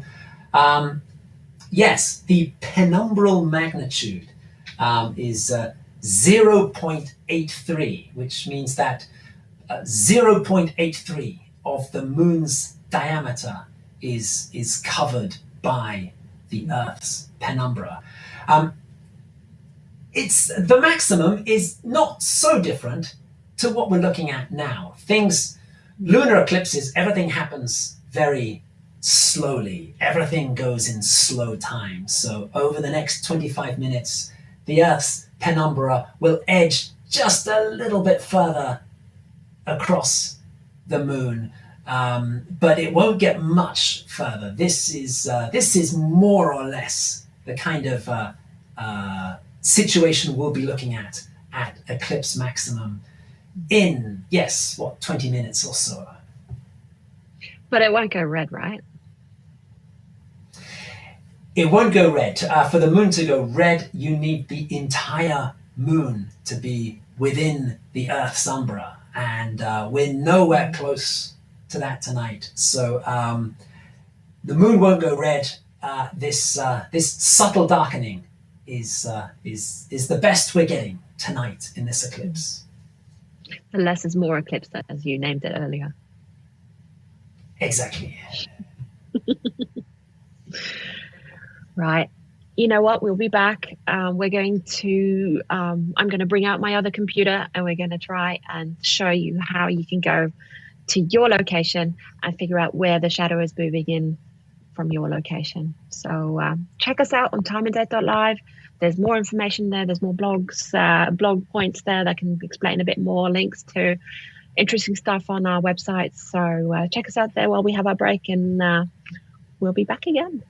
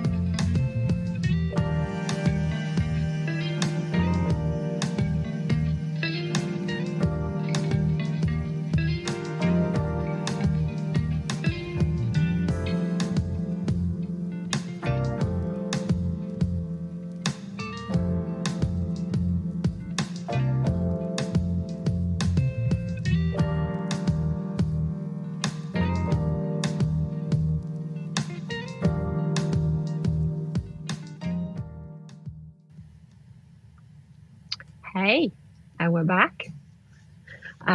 I've switched computers around. I'm going to try to demonstrate a little bit how we can see, find the animation for this lunar eclipse on timeanddate.com. So Graham's going to guide me a bit because I'm kind of working a bit blindly, but let's see how we go. So Okay. We've got here you go. Here's timeanddate.com page. We've got our lunar eclipse happening on the top of the screen here, and we choose in the menu sun and moon. That's where all our astronomy content is, and we scroll down and let's take a look at eclipses. Now, because I'm in Stavanger, it automatically means Stavanger, so I'm going to choose New York here for our practice session. Choose New York in the menu here, and here we have it. This is what we call our eclipse page for New York, and so there's quite a lot of information here. We've got there's a penumbral lunar eclipse, and it's happening in New York. It says what time it starts, when the max is, when it ends, and how long it lasts, and also it has this map that we were looking at earlier. And if we scroll carefully down here, this is where we can see what we call the eclipse animation that we showed earlier, Graham. And that's what we looked at earlier. Yeah, and then we can see exactly how far into the Earth's shadow the moon is. We can also see that it is 4:30 in the morning there in New York. Also on this page, we do have we've got some weather information there as well on the right. So overcast, 10 degrees centigrade at the moment in New York. And just to mention one or two other features, if you scroll down a little bit more there, Anna, yes, we have timing for this eclipse in New York. And we've got the start of the penumbral, the maximum eclipse, and the end of the penumbral phase. The maximum eclipse, by the way, coming up in about 10 minutes. So we are round about maximum. Two columns on the right side there, we've got direction and altitude. The direction is telling you whether to look north, south, east, or west. So happening looking west from New York. The altitude is telling you how high to look up in the sky. So this eclipse is finishing, well, it's 6:53 it finishes in New York. So that is about the time that the sun is coming up. So the moon is almost setting. So the moon's altitude for that final row on the table, just 1.8 degrees, because the moon is just about to set in New York as this eclipse comes to an end. So those are just some of the key highlights. It's a really fun page to play around with. And if you have clear skies, it didn't look like there were clear skies in New York, make sure to go out and see if you can see the moon. You've got some helpful hints here on our page, so that you've got all the chance to see it.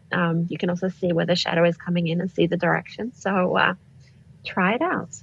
We're gonna have a bit of a break, let you guys go and actually. Anna, just one thing. Yes. So just one thing. And speaking of clear skies, we should say that in Southern California, so far we have been really lucky with the skies to get these images. We are noticing this kind of gorgeous sort of shimmering movement going across the moon. We should just say again that those are just the clouds in Southern California that are going across the face of the moon. That is nothing to do with the eclipse. The eclipse is the big darkening that we can see on the left-hand side of the moon as we look at it here. And that very nice shimmering is clouds moving across the moon in Southern California. making the moons look very dramatic indeed, and interesting to look at. And when we come back, we're going to try to digitally enhance the images a bit, so to kind of make it even more clear where that shadow is moving across the moon there. Emphasis on try, because we're going to try to up the contrast a bit and see if we can manage to make it a little bit more visible for you viewers. But in the meantime, timeanddate.live, go in, share your questions, share your images, and we'll be back soon.